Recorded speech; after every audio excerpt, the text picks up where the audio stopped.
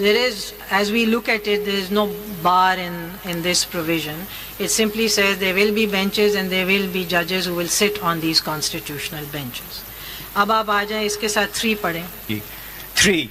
No bench of the Supreme Court other than a constitutional bench shall exercise following jurisdictions vested in the Supreme Court.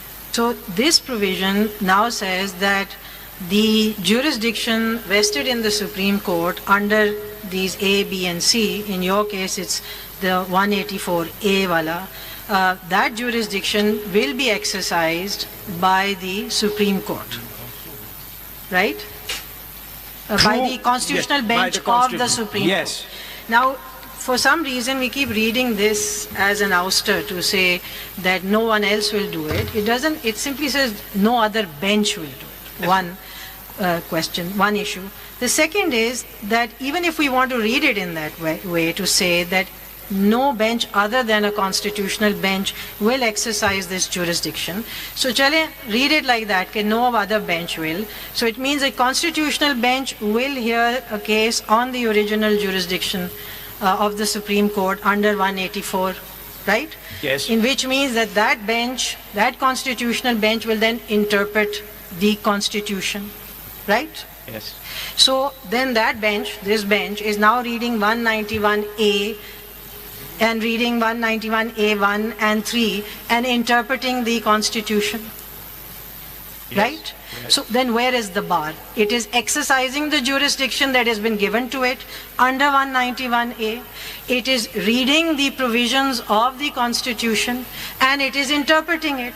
And in doing that interpretation, it is saying that while exercising this jurisdiction, because this is a matter of, it's a constitutional amendment, that we interpret this to mean that a full court can hear the matter. Would that make sense?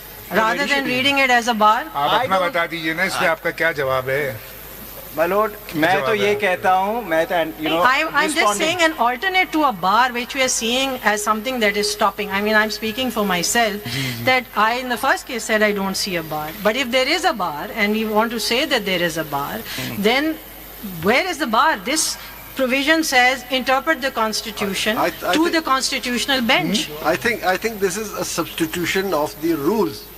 Rule 11 जहाँ पे benches बनते थे, अब उन्होंने Constitution के benches, उसमें भी कोई बार नहीं था.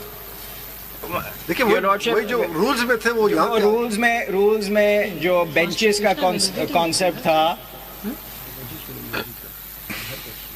देखिए starting में in your initial arguments, at least you and me on agreement, at least on one thing, that if 16 judges will hear this case, that would be a regular bench and not the constitutional bench. And I think you agreed to that and it is recorded.